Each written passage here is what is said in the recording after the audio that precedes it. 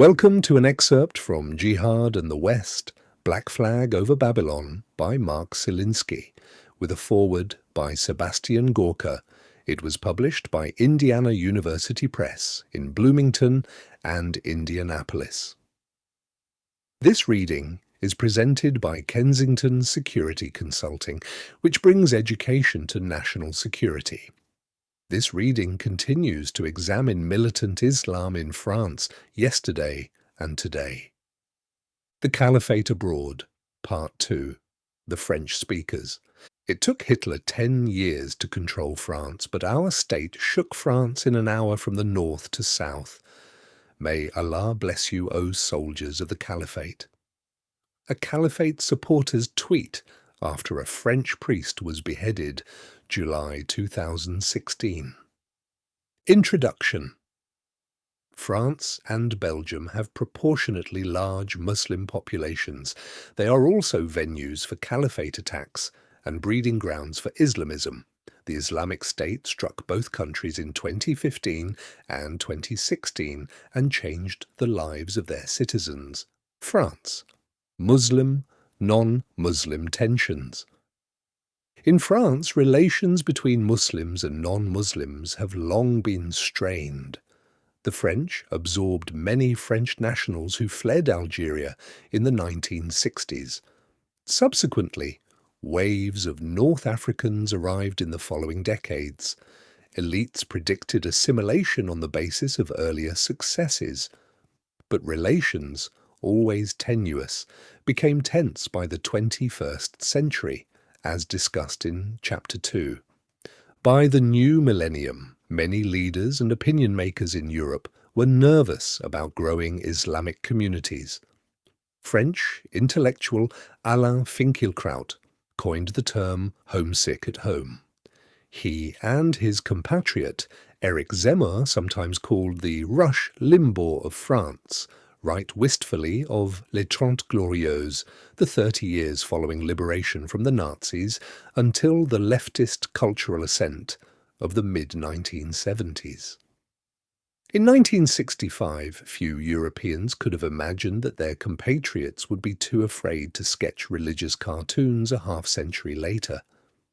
Fewer still could have imagined that groups such as the Islamic State would appeal to European Muslims who were raised on the continent and were often well educated. Today, French intellectuals still speak in hushed tones about Islam, lest they offend the sensitivities of a watchful and politically active Islamic constituency. As mentioned in Chapter 3, some critics are scared they could be harmed, fired, or taken to civil or criminal courts for making the wrong comment about Islam in France. Brigitte Bardot was threatened with prison and fined for opining that France was being invaded by sheep-slaughtering Muslims. Michel Houellebecq was tried for defaming Islam in 2001 when he called it the most stupid religion. These high-profile cases serve as warnings to critics of radical Islam. In Britain, Germany and the United States, ordinary people have become more alarmed by Islam than politicians or intellectuals. After two deadly attacks in 2015, the Charlie Hebdo and Bataclan killings, the image of Muslims plummeted in the eyes of the French, even among socialists. The image would dive even further after the truck attack on the Riviera. By spring 2016, 47% of the French saw Islam as a threat to French identity, and many wanted to halt mosque construction. This has bolstered the fortunes of right-wing politicians in France, particularly Marine Le Pen of the right-wing National Front, FN, who is expected to run for president in 2017.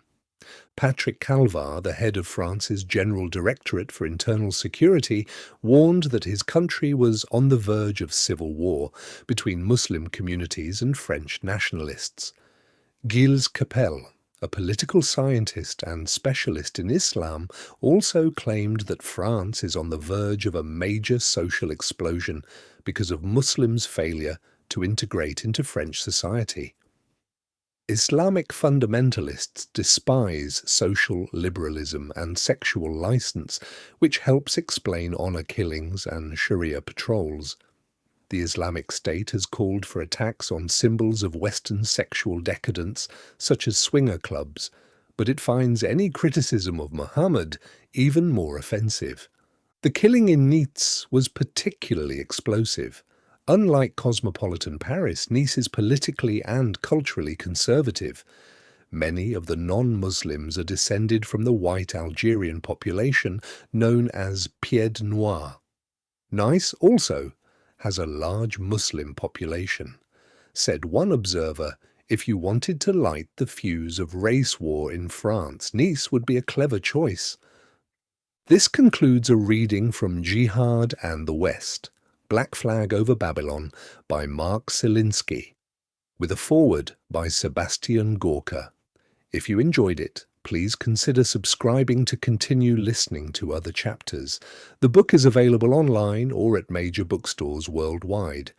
Dr. Silinsky's latest book, Cauldron of Terror, Hamas, Israel and the World, will be available for purchase in early spring 2026. This reading does not represent the official position of any agency or individual within the United States government. On behalf of Kensington Security Consulting, thank you for listening.